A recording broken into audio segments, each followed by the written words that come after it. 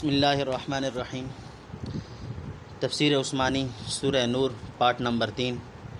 اللہ من فضلہ، غنی کر دے گا اپنے فضل سے۔ نمبر 1، واللہ واسع علیم، اور اللہ کشائش والا سب کچھ جانتا ہے۔ نمبر 2، وَلْيَسْتَعْفِفِ الَّذِينَ لَا يَجِدُونَ نِكَاحًا حَتَّى يُغْنِيَهُمُ اللَّهُ مِنْ فَضْلِهِ، اور اپنے آپ کو تھامتے رہیں جن کو نہیں ملتا سامان نکاح کا، جب تک مقدور نہ دے ان کو اللہ اپنے فضل سے۔ نمبر 3، والذین یبتغون الکتاب مما ملکت ایمانکم فکاتبوہم ان علمتم فیہم خیرا، اور جو لوگ چاہیں لکھت آزادی کی مال دے کر ان میں سے کہ جو تمہارے ہاتھ کے مال ہیں تو ان کو لکھ کر دے دو، اور اگر سمجھو ان میں کچھ نیکی۔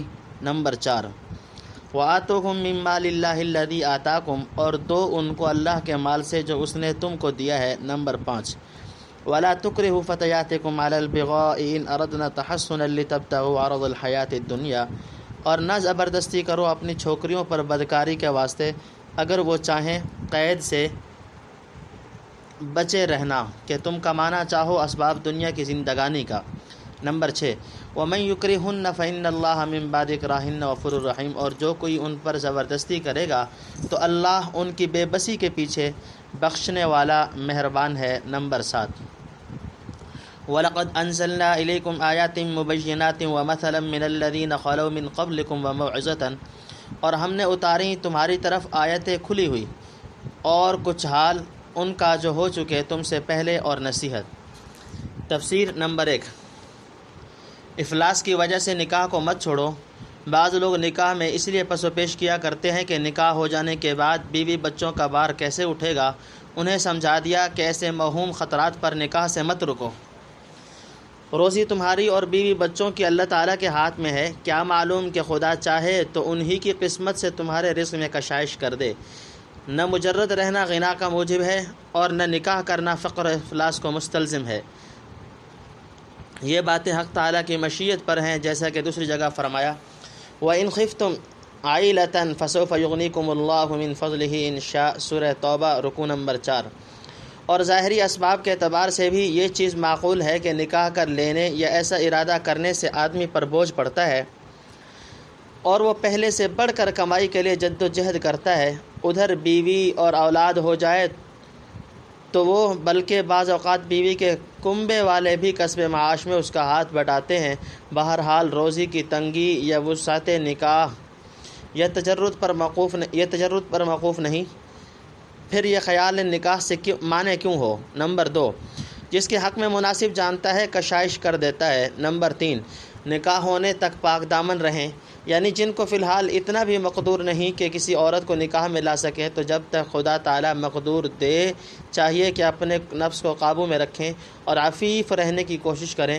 کچھ بعید نہیں کہ ایسی ضبط نفس اور عفت کی برکت سے حق تعالیٰ ان کو غنی کر دے اور حق نکاح کے بہترین مواقع مہیا فرما دے۔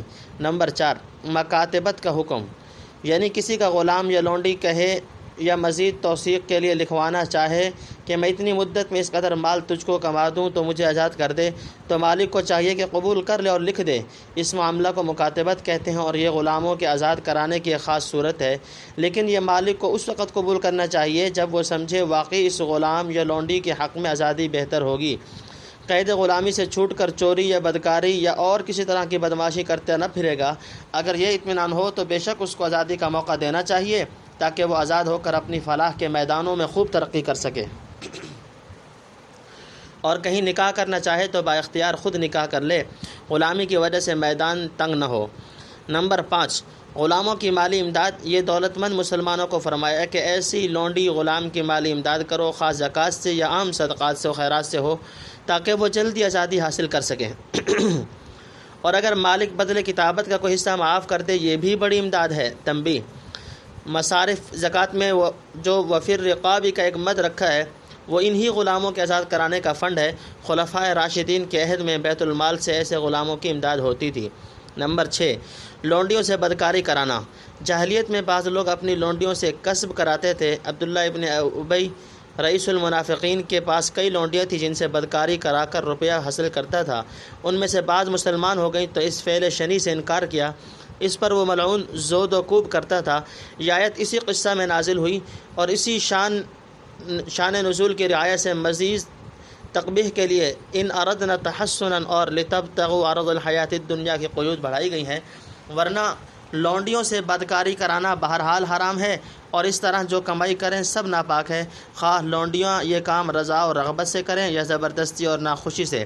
ہاں اگر لونڈیاں نہ چاہیں اور یہ محض دنیا کے حقیر فائدے کے لیے زبردستی مجبور کرے تو اور بھی زیادہ وبال اور انتہائی وقاحت اور بے شرمی کی دلیل ہے۔ نمبر 7، یعنی زنا ایسی بری چیز ہے جو جبر و اکراہ کے بعد بھی بری رہتی ہے، لیکن حق تعالی محض اپنی رحمت سے مکرہہ کی بے بسی اور بے چارگی کو دیکھ کر درگزر فرماتا ہے۔ اس صورت میں مکرہ یعنی زبردستی کرنے والے پر سخت عذاب ہوگا، اور مکرہ جس پر زبردستی کی گئی رحم کیا جائے گا۔ للمتقین، ڈرنے والوں کو۔ نمبر 1، اللہ نور السماوات والارض، اللہ روشنی ہے آسمانوں کی اور زمین کی۔ نمبر 2، مثل نورہ کمشکات فیہا مصباح، مثال اس کی روشنی کی جیسے ایک طاق اس میں ہو ایک چراغ۔ المصباح فی زجاجہ، وہ چراغ دھرا ہو ایک شیشہ میں۔ الزجاجۃ کأنہا کوکب دری یوقد من شجرۃ مبارکۃ زیتونۃ لا شرقیۃ ولا غربیہ، وہ شیشہ ہے جیسے ایک تارا چمکتا ہوا، تیل جلتا ہے اس میں ایک برکت کے درخت کا، وہ زیتون ہے، نہ مشرق کی طرف ہے نہ مغرب کی طرف۔ یکاد زیتها یضیء ولو لم تمسسہ نار، قریب ہے یعنی لگتا ہے کہ اس کا تیل کے روشن ہو جائے اگرچہ نہ لگی ہو اس میں آگ۔ نور علی نور، روشنی پر روشنی۔ یہدی اللہ لنورہ من یشاء، اللہ راہ دکھلا دیتا ہے اپنی روشنی کی جس کو چاہے۔ ویضرب اللہ الامثال للناس، اور بیان کرتا ہے اللہ مثالیں لوگوں کے واسطے۔ واللہ بکل، اور اللہ سب۔ تفسیر نمبر 1، قرآن کریم میں گزشتہ اقوام کے حالات، یعنی قرآن میں سب کچھ نصیحتیں، احکام اور گزشتہ اقوام کے عبرتناک واقعات بیان کر دیے گئے ہیں تاکہ خدا کا ڈر رکھنے والے سن کر نصیحت و عبرت حاصل کریں اور اپنے انجام کو سوچیں۔ یا مثلا من الذین خلو سے مراد یہ ہو کہ پہلے امتوں پر بھی اسی طرح کی حدود و احکام جاری کیے گئے تھے جو اس صورت میں مذکور ہوئے، اور بعض قصے بھی اس قصہ افک کے مشابہ پیش آئے جو صورت حاضہ میں بیان کیا گیا ہے۔ بس جس طرح اللہ تعالیٰ نے حضرت مریم صدیقہ اور حضرت یوسف صدیق کی دشمنوں کے بہتان سے برات ظاہر فرمائی، عائشہ صدیقہ بنت صدیق رضی اللہ تعالی عنہ کی برات اور بزرگی بھی تا قیام قیامت صادقین کے قلوب میں نقش فی الحجر کر دی ہے اور دشمنوں کا منہ کالا کیا۔ نمبر 2، اللہ زمین و آسمان کا نور ہے، یعنی اللہ تعالیٰ سے رونق اور بستی ہے زمین اور آسمان کی، اس کی مدد نہ ہو تو سب ویران ہو جائیں۔ موضح القرآن، سب مخلوق کو نور وجود اسی سے ملا ہے۔ چاند، سورج، ستارے، فرشتے، انبیاء و اولیاء میں جو ظاہری یا باطنی روشنی ہے اسی منبع النور سے مستفاد ہے۔ ہدایت و معرفت کا جو چمکارہ کسی کو پہنچتا ہے اسی بارگاہ رفیع سے پہنچتا ہے۔ تمام علویات و سفلیات اس کی آیات تکوینیہ و تنزیلیہ سے منور ہیں۔ حسن و جمال یا خوبی و کمال کی کوئی چمک اگر کہیں نظر پڑتی ہے وہ اسی کے وجہ منور اور ذات مبارک کے جمال و کمال کا ایک پرتو ہے۔ سیرت ابن اسحاق میں ہے کہ طائف میں جب لوگوں نے حضور صلی اللہ علیہ وسلم کو ستایا تو یہ دعا زبان پر تھی، اعوذ بنور وجهک الذی اشرقت له الظلمات وصلح علیہ امر الدنیا والآخرة ان یحل بی غضبک او ینزل بی سخطک لک العتبى حتى ترضى ولا حول ولا قوة الا باللہ۔ رات کی تاریکی میں آپ صلی اللہ علیہ وسلم اپنے کو انت نور السماوات والارض، اپنے رب کو انت نور السماوات والارض کہہ کر پکارا کرتے اور اپنے کان، آنکھ، دل اور ہر عضو بلکہ بال میں سے اس سے نور طلب فرماتے تھے، اور اخیر میں بطور خلاصہ فرماتے ہیں وجعل لی نوراً یا واعظم لی نوراً یا وجعل لی نوراً، یعنی میرے نور کو بڑھا بلکہ مجھے نور ہی بنا دے۔ ایک اور حدیث میں ہے ان اللہ خلقہ فی ظلمۃ ثم القى علیہم من نورہ فمن اصابہ من نورہ یومئذ اہتدی ومن اخطأ ضل۔ فتح الباری، یعنی جس کو اس وقت اللہ کے نور یعنی توفیق سے حصہ ملا وہ ہدایت پر آیا، اور جو اس سے چوکا رہ گمراہ رہا واضح رہے کہ جس طرح اللہ تعالیٰ کی دوسری صفات مثلا سمع، بصر وغیرہ کی کوئی کیفیت بیان نہیں کی جا سکتی، ایسے ہی صفت نور بھی ہے، ممکنات کے نور صفت نور بھی ہے، ممکنات کے نور پر قیاس نہ کیا جائے۔ تفصیل کے لیے امام غزالی کا رسالہ مشکات الانوار دیکھو۔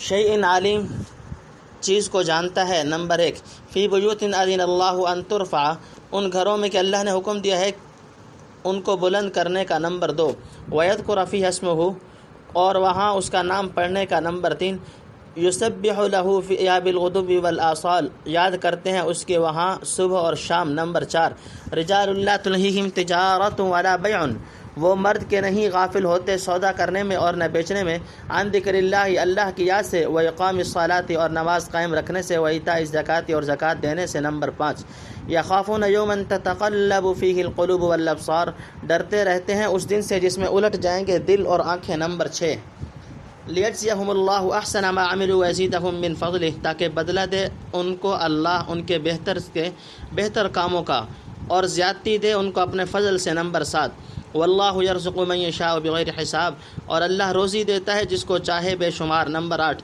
والذین کفروا اعمالہم، اور جو لوگ منکر ہیں ان کے کام۔ تفسیر۔ نمبر 1، یعنی یوں تو اللہ تعالیٰ کے نور سے تمام موجودات کی نمود ہے، لیکن مومنین محتدین کو نور الہی سے ہدایت و عرفان کا جو خصوصی حصہ ملتا ہے، اس کی ایک مثال کی ایک عمدہ توجیہ۔ اس کی مثال ایسے سمجھو گویا مومن قانت کا جسم ایک طاق کی طرح ہے جس کے اندر ایک ستارہ کی طرح چمکدار شیشہ یعنی قندیل رکھا ہوا ہے۔ یہ شیشہ اس کا قلب ہوا جس کا تعلق عالم بالا سے ہے۔ اس شیشہ یعنی قندیل میں معرفت و ہدایت کا چراغ روشن ہے۔ یہ روشنی ایسے صاف و شفاف اور لطیف تیل سے حاصل ہو رہی ہے جو ایک نہایت ہی مبارک درخت یعنی زیتون سے نکل کر آیا ہے، اور زیتون بھی وہ جو کسی حجاب سے نہ مشرق میں ہو نہ مغرب میں، یعنی کسی طرف دھوپ کی روک نہیں کھلے، میدان میں کھڑا ہے جس پر صبح و شام دونوں وقت کی دھوپ پڑتی ہے۔ تجربہ سے معلوم ہوا کہ ایسے زیتون کا تیل اور بھی زیادہ لطیف و صاف ہوتا ہے۔ غرض اس کا تیل اس قدر صاف اور چمکدار ہے کہ بدون آگ دکھلائے ہی معلوم ہوتا ہے کہ خود بخود روشن ہو جائے گا۔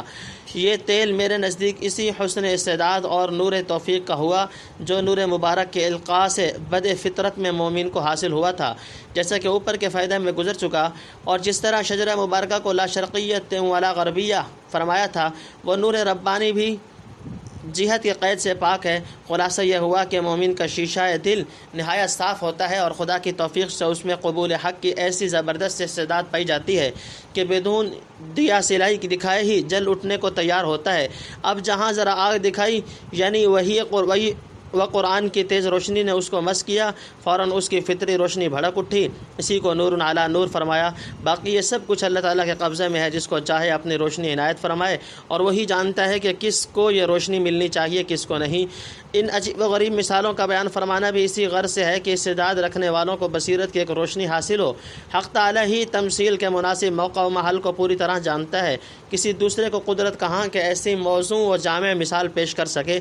آگے فرمایا، وہ روشنی ملتی ہے اس سے کہ جن مسجدوں میں کامل لوگ صبح و شام بندگی کرتے ہیں وہاں دھیان لگا رہے۔ تنبیہ، مفسرین نے تشبیہ کی تقریر بہت طرح کی ہے۔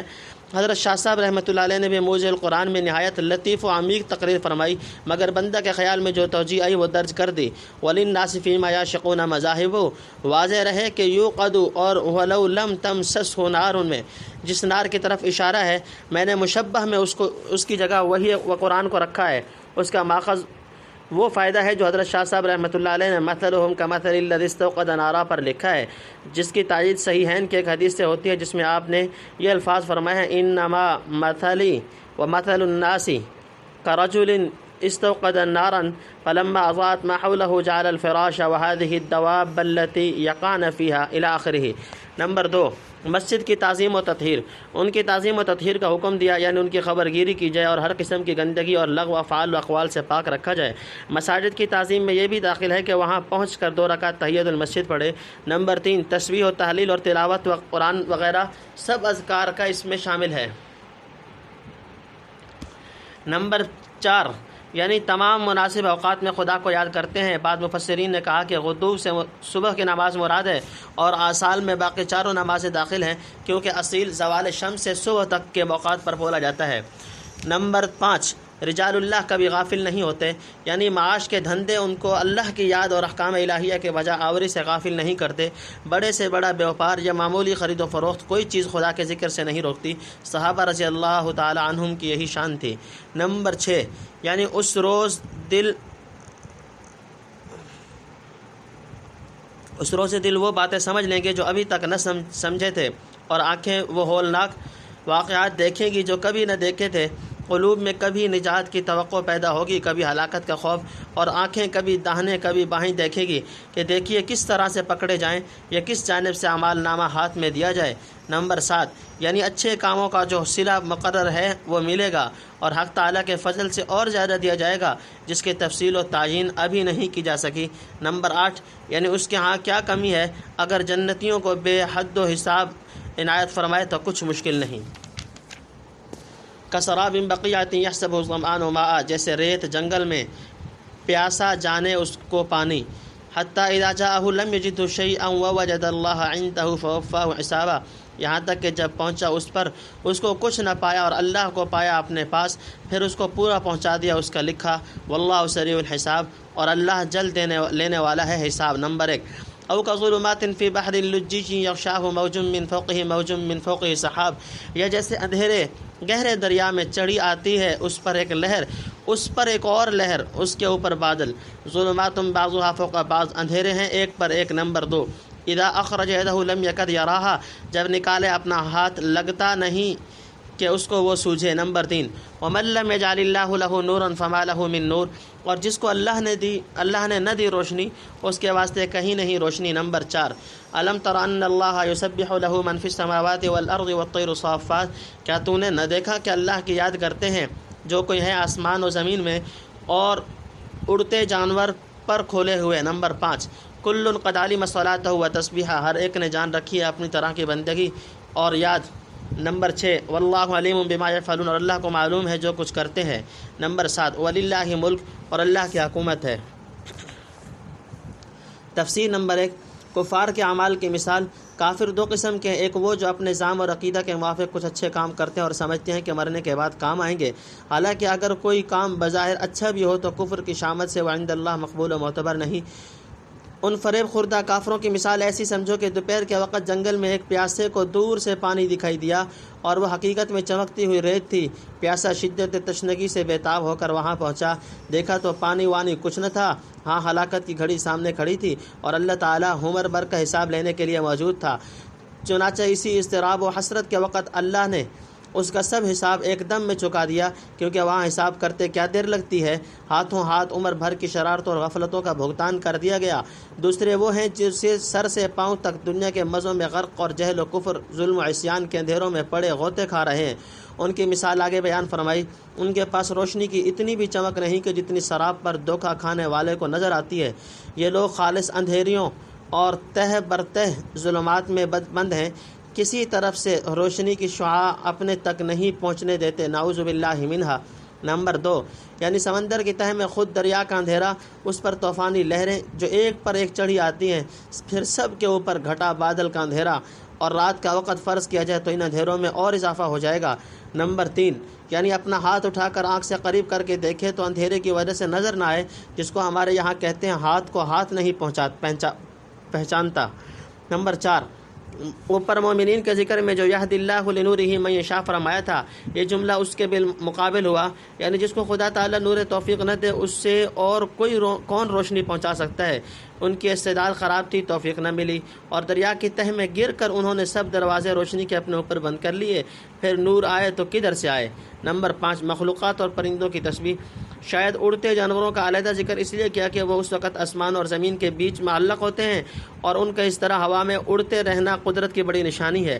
نمبر 6، یعنی حق تعالیٰ نے ہر ایک چیز کو اس کے حال کے مناسب جو طریقہ انابت و بندگی اور تسبیح خوانی کا الہام فرمایا ہے اس کو سمجھ کر وہ اپنا وظیفہ ادا کرتی رہتی ہے، لیکن افسوس و تعجب کا مقام ہے کہ بہت سے انسان کہلانے والے غرور و غفلت اور ظلمت جہالت میں پھنس کر مالک حقیقی کی یاد اور ادائے وظیفہ عبودیت سے بے بہرہ ہیں۔ تنبیہ، مخلوقات کی تسبیح کے متعلق 15ویں پارہ میں ربع کے قریب کچھ مضمون گزر چکا ہے، وہاں دیکھ لیا جائے۔ ایک حدیث میں ہے کہ حضرت نوح علیہ السلام نے اپنے بیٹوں کو تسبیح کی وصیت کی اور فرمایا وَإِنَّهَا لَصَلَاةُ الْخَلْقِ، یہی باقی مخلوق کی نماز ہے۔ نمبر 7، یعنی ان کی بندگی اور تسبیح کو خواہ تم نہ سمجھو لیکن حق تعالیٰ کو سب معلوم ہے کہ کون کیا کرتا ہے۔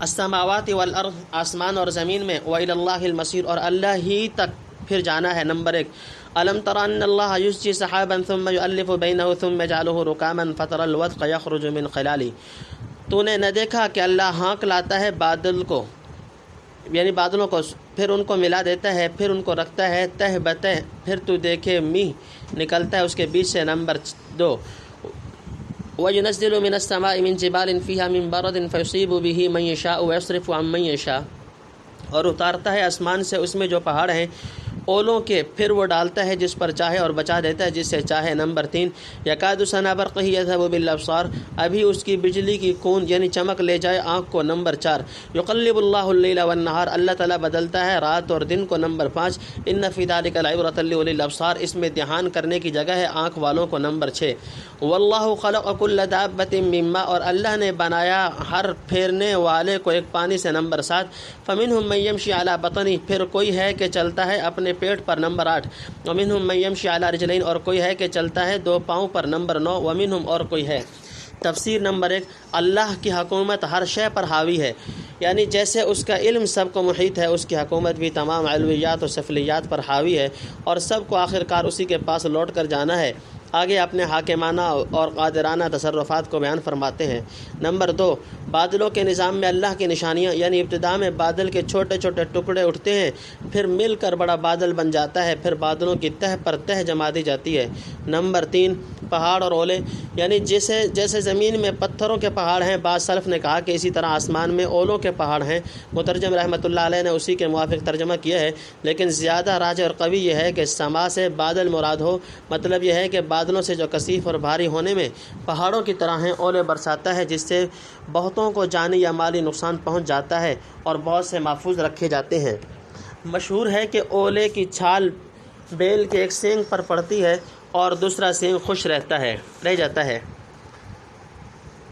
نمبر 4، برق کی چمک، یعنی بجلی کی چمک اس قدر تیز ہوتی ہے کہ آنکھیں خیرہ ہو جاتی ہیں، قریب ہے کہ بینائی جاتی رہے۔ نمبر 5، دن اور رات کی تبدیلی، یعنی دن کے بعد رات اور رات کے بعد دن اسی کی قدرت سے آتا ہے، وہی کبھی رات کو کبھی دن کو گھٹاتا بڑھاتا رہتا ہے، اور ان کی گرمی کو سردی سے، سردی کو گرمی سے تبدیل کرتا ہے۔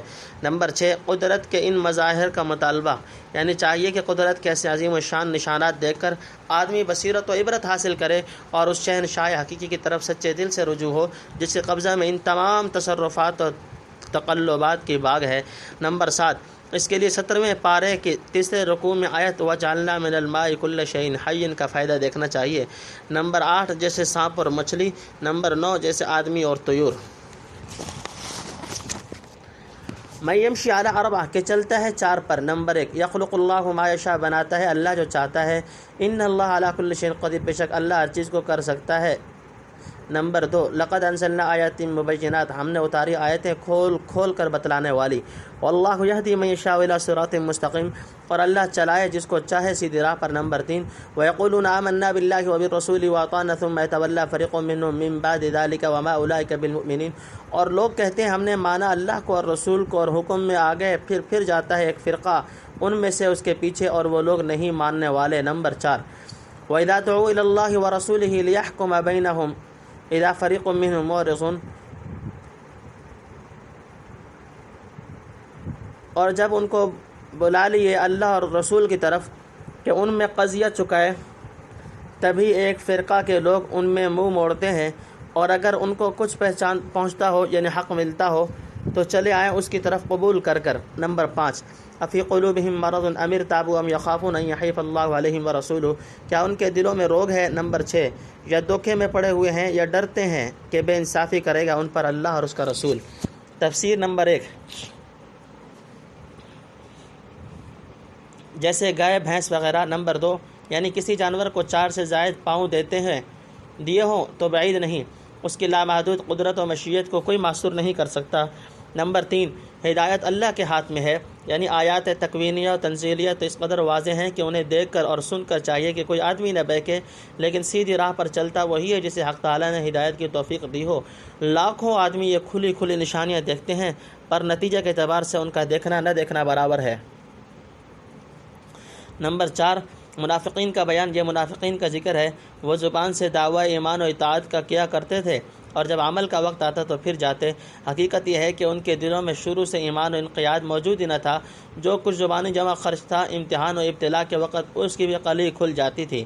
نمبر 5، منافقین کی ہوا پرستی، یعنی اگر ان کا جھگڑا کسی سے ہو گیا ہو اور سمجھتے ہوں کہ ہم ناحق پر ہیں، اس وقت اگر دوسرا فریق کہتا ہے کہ رسول اللہ صلی اللہ علیہ وسلم خدمت میں چل کر اس کا معاملہ طے کرا لو، تو یہ منافق رضامند نہیں ہوتا، کیونکہ وہ جانتے تھے کہ حضور صلی اللہ علیہ وسلم یقیناً بلا رعایت حق کے موافق فیصلہ کریں گے جو ان کے مفاد کے خلاف پڑے گا۔ حالانکہ پہلے سے یہ دعویٰ کر رہے تھے کہ ہم اللہ اور رسول پر ایمان لانے اور ان کا حکم ماننے کو تیار ہیں، اب وہ دعویٰ کہاں گیا؟ ہاں، فرض کیجئے اگر کسی معاملہ میں حق ان کی جانب ہو تو اس وقت بہت جلدی سے گردن جھکا کر بارگاہ نبوت میں حاضر ہو جائیں اور فیصلہ کا انحصار حضور صلی اللہ علیہ وسلم کی ذات مبارک پر کر دیں گے، کیونکہ سمجھتے ہیں کہ عدالت سے ہمارے موافق فیصلہ ہوگا۔ تو یہ ایمان و اسلام کیا ہوا؟ محض ہوا پرستی ہوئی۔ نمبر 6، روگ یہ کہ خدا اور رسول کو سچا مانا لیکن حرص نہیں چھوڑتی کہ کہے پر چلیں، جیسے بیمار چاہتا ہے کہ چلے اور پاؤں نہیں اٹھتا۔ بل اولئک هم الظالمون، کچھ نہیں وہی لوگ بے انصاف ہیں۔ نمبر 1، انما كان قول المؤمنین اذا دعوا الى الله ورسوله ليحكم بينهم ان يقولوا سمعنا واطعنا واولئک هم المفلحون۔ ایمان والوں کی بات یہی تھی، یعنی ہے کہ جب بلائیے ان کو اللہ اور رسول کی طرف فیصلہ کرنے کو ان میں، تو کہیں ہم نے سن لیا اور حکم مان لیا، اور وہ لوگ کہ انہی کا بھلا ہے۔ نمبر 2، ومن يطع الله ورسوله ويخشى الله ويتقي فاولئک هم الفائزون۔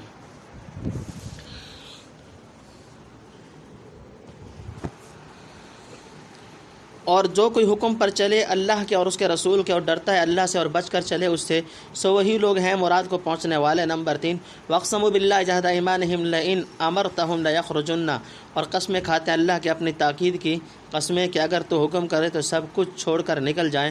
قُلْ لَا تُقْسِمُوا، تو کہہ قسمیں نہ کھاؤ، طاعۃ معروفہ، حکم برداری چاہیے جو دستور ہے، یعنی دستور کے موافق۔ ان اللہ خبیر بما تعملون، اور البتہ اللہ کو خبر ہے جو تم کرتے ہو۔ نمبر 4، قُلْ اطیعوا اللہ واطیعوا الرسول، تو کہ حکم مانو اللہ کا اور حکم مانو رسول کا۔ فإن تولوا فإنما علیہ ما حمل وعلیکم ما حملتم، پھر اگر تم منہ پھیرو گے تو اس کا ذمہ ہے جو بوجھ اس پر رکھا، اور تمہارا ذمہ ہے جو بوجھ تم پر رکھا۔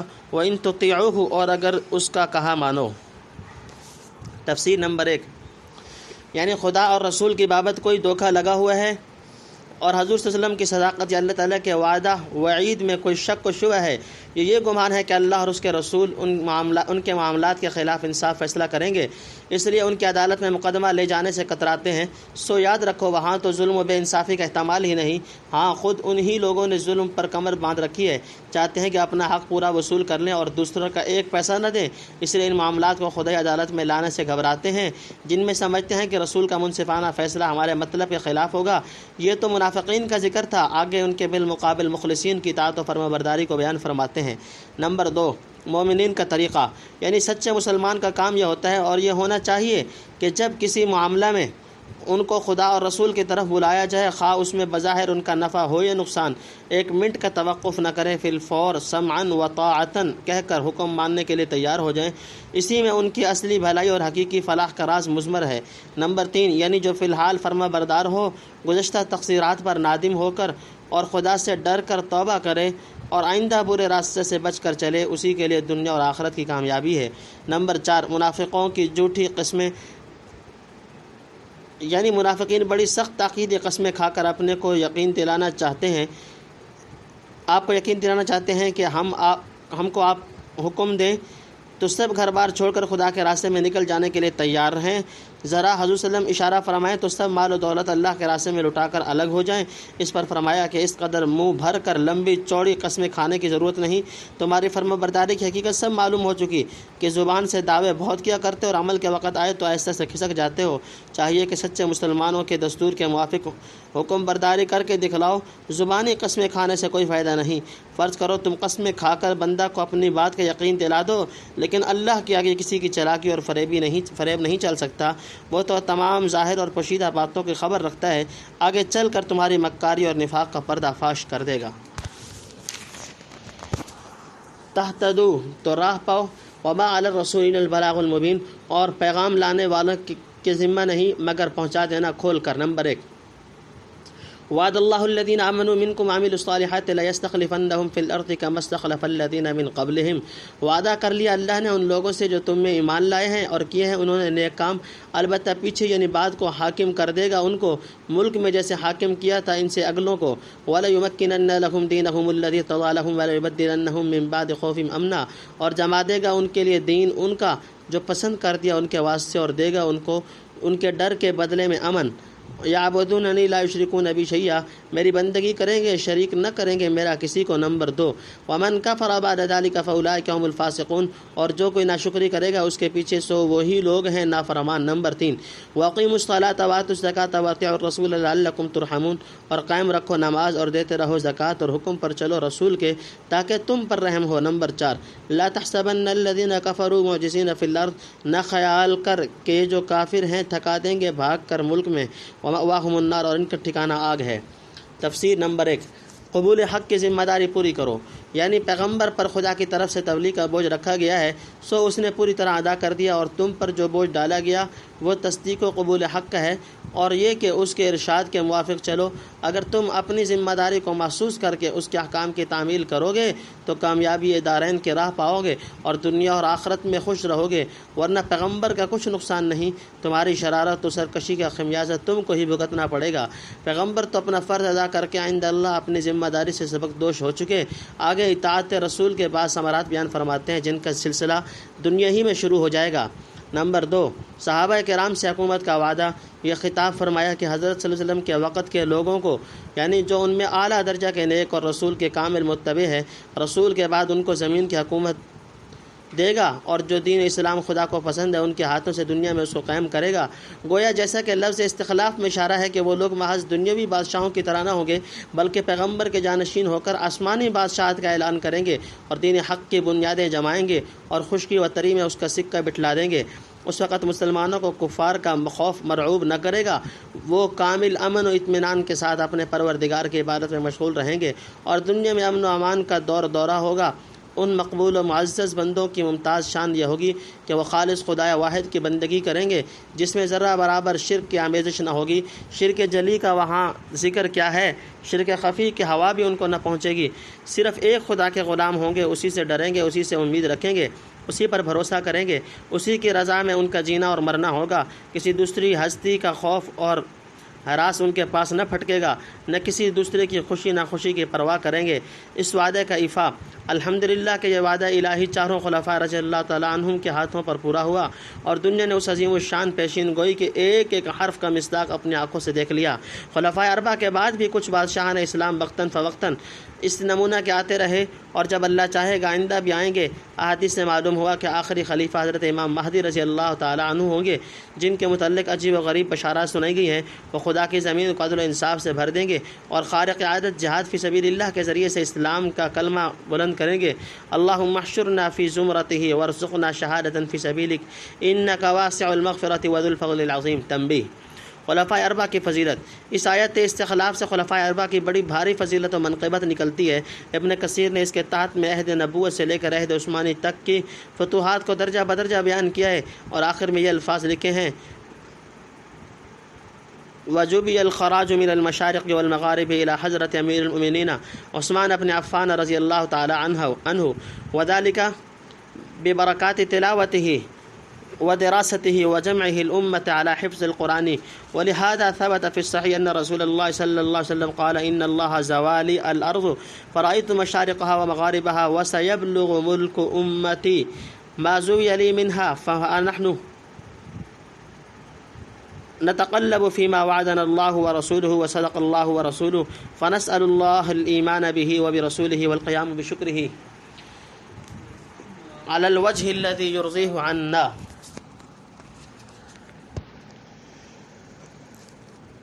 نمبر 3، یعنی ایسے انعامات عظیمہ کے بعد ناشکری کرنا بہت ہی بڑے نافرمان اور ہیکٹر مجرم کا کام ہے۔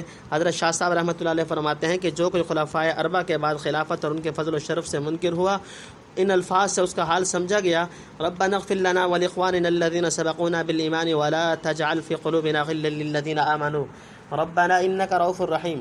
حصول رحمت کا طریقہ، یعنی خدا کی رحمت سے حصہ لینا چاہتے ہو تو تم بھی انہی مقبول بندوں کی روش اختیار کرو۔ وہ روش یہ ہے کہ نماز قائم کرنا، زکوٰۃ دیتے رہنا اور تمام شعب زندگی میں رسول اللہ صلی اللہ علیہ وسلم کے احکام پر چلنا۔ اللہم ارزقنا متابعت رسولک صلی اللہ علیہ وسلم وتوفنا علیہا والحقنا بالصالحین۔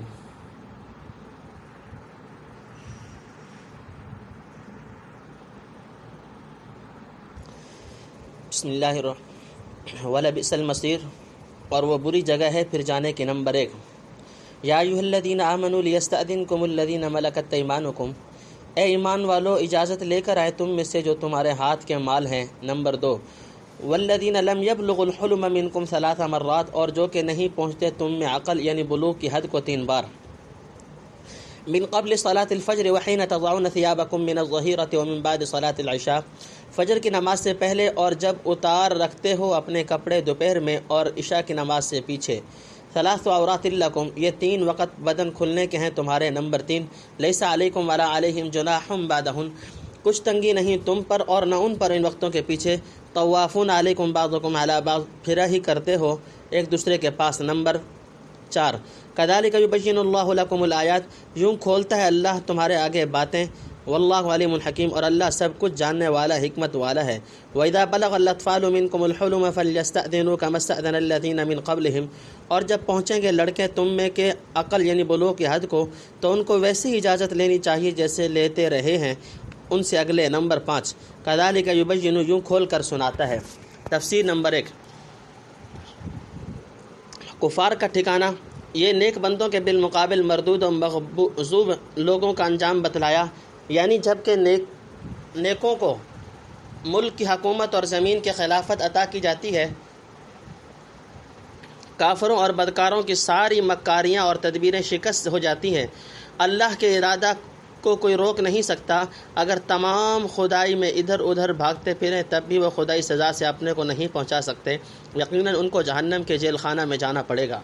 نمبر 2، اجازت لینے کا مسئلہ، یعنی لونڈی غلام 4 رکوع پہلے مسئلہ استئذان یعنی اجازت لینے کا ذکر تھا، یہ اسی کا تتمہ ہے، درمیان میں خاص مناسبتوں سے دوسرے مضامین آ گئے۔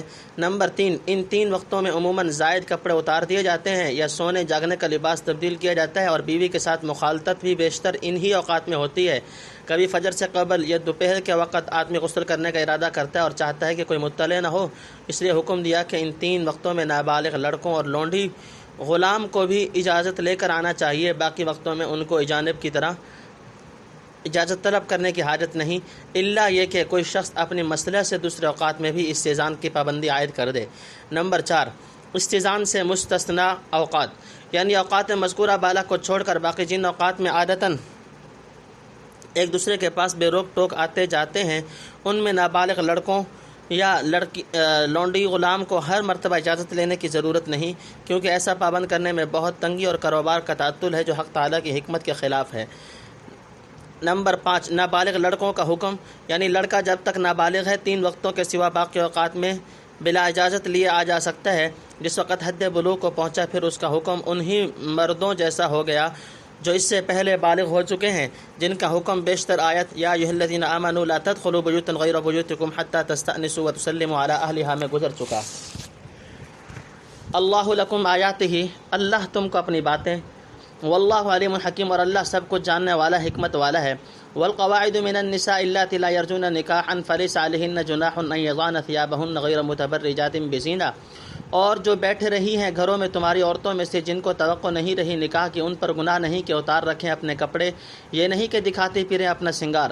وَإِن يَسْتَعْفِفْنَ خَيْرٌ لَهُنَّ، اور اس سے بھی بچیں تو بہتر ہے ان کے لیے۔ نمبر 1، واللہ سمیع علیم، اور اللہ سب باتیں سنتا جانتا ہے۔ نمبر 2، لیس علی الاعمى حرج ولا علی الاعرج حرج ولا علی المریض حرج، نہیں ہے اندھے پر کچھ تکلیف اور نہ لنگڑے پر تکلیف اور نہ بیمار پر تکلیف۔ نمبر 3 ولا علی انفسکم ان تأکلوا من بیوتکم او بیوت آبائکم، اور نہیں تکلیف تم لوگوں پر کہ کھاؤ اپنے گھروں سے اور یا اپنے باپ کے گھر سے، او بیوت امہاتکم یا اپنی ماں کے گھر سے، او بیوت اخوانکم یا اپنے بھائی کے گھر سے، او بیوت اخواتکم یا اپنی بہن کے گھر سے، او بیوت اعمامکم یا اپنے چچا کے گھر سے، او بیوت عماتکم یا اپنی پھپھی کے گھر سے، او بیوت یا اپنے۔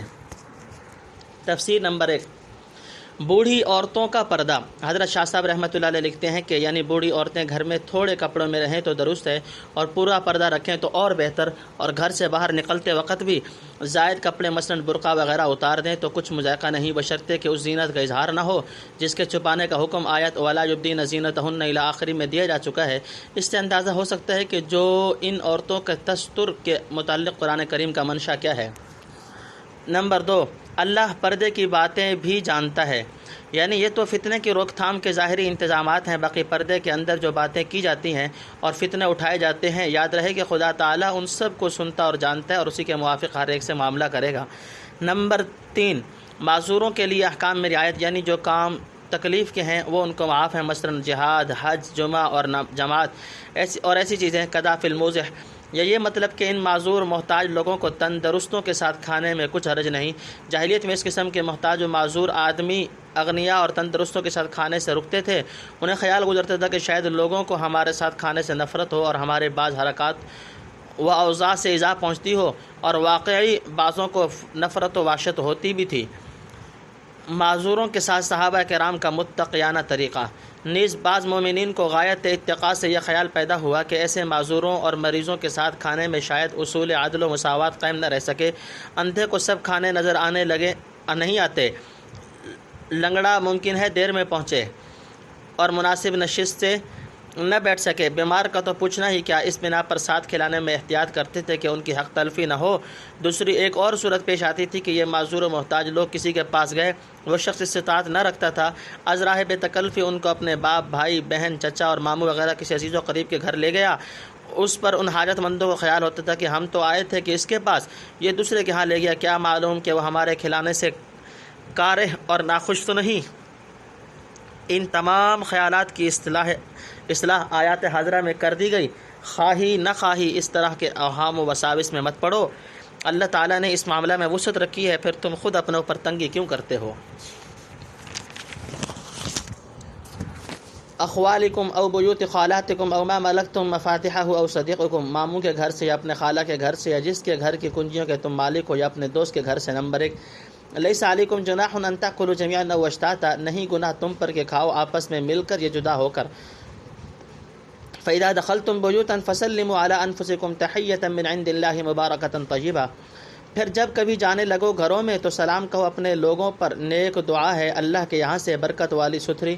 كذلك يبين الله لكم الآيات لعلكم تعقلون، یوں کھولتا ہے اللہ تمہارے آگے اپنی باتیں تاکہ تم سمجھ لو۔ نمبر 2 انما المؤمنون الذين آمنوا بالله ورسوله واذا كانوا معه على امر جامع لم يذهبوا حتى يستأذنوه، ایمان والے وہ ہیں جو یقین لائے ہیں اللہ پر اور اس کے رسول پر، اور جب ہوتے ہیں اس کے ساتھ کسی جمع ہونے کے کام میں تو چلے نہیں جاتے جب تک اس سے اجازت نہ لے لیں۔ ان الذين يستأذنونك اولئك الذين يؤمنون بالله ورسوله، جو لوگ تجھ سے اجازت لیتے ہیں وہی ہیں جو مانتے ہیں اللہ کو اور اس کے رسول کو۔ نمبر 3 فإذا، پھر جب۔ تفسیر نمبر 1 یعنی تمہارے زیر تصرف دے دیا گیا ہو، مثلا کسی نے اپنی چیز کا وکیل یا محافظ بنا دیا اور بقدر معروف اس میں سے کھانے پینے کی اجازت دے دی۔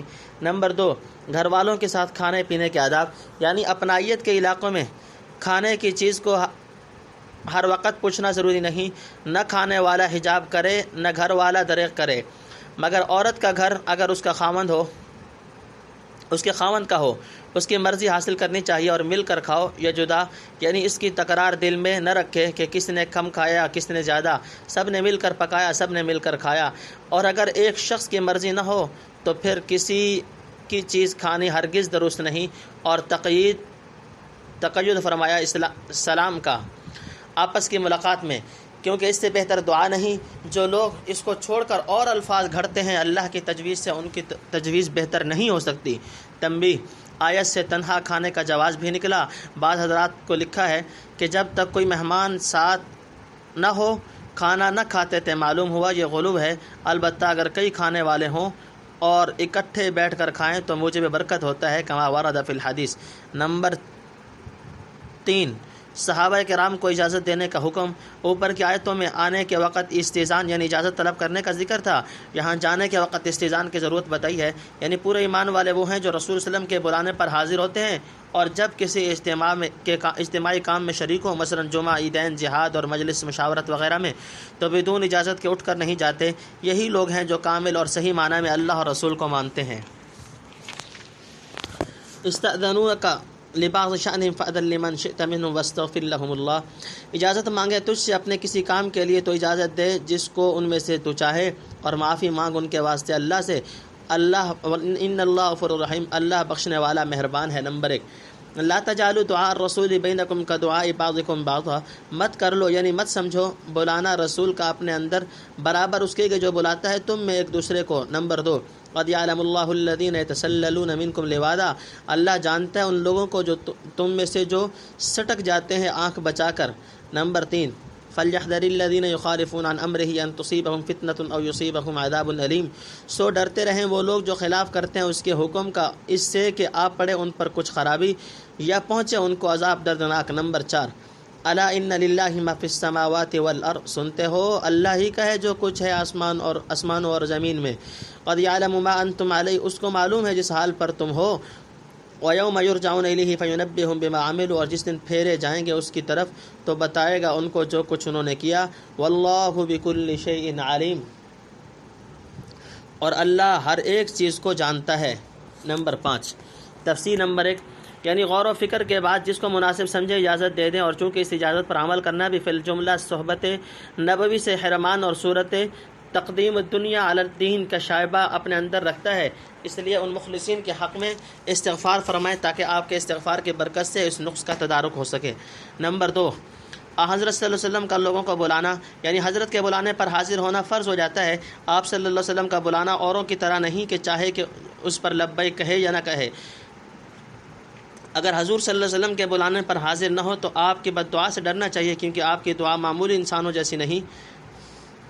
نیز مخاطبات میں حضور صلی اللہ علیہ وسلم کا ادب و عظمت کا پورا خیال رکھنا چاہیے۔ حضرت صلی اللہ علیہ وسلم کا خاص ادب، عام لوگوں کی طرح یا محمد وغیرہ کہہ کر خطاب نہ کیا جائے، بلکہ یا نبی اللہ اور یا رسول اللہ جیسے تعظیمی القاب سے پکارنا چاہیے۔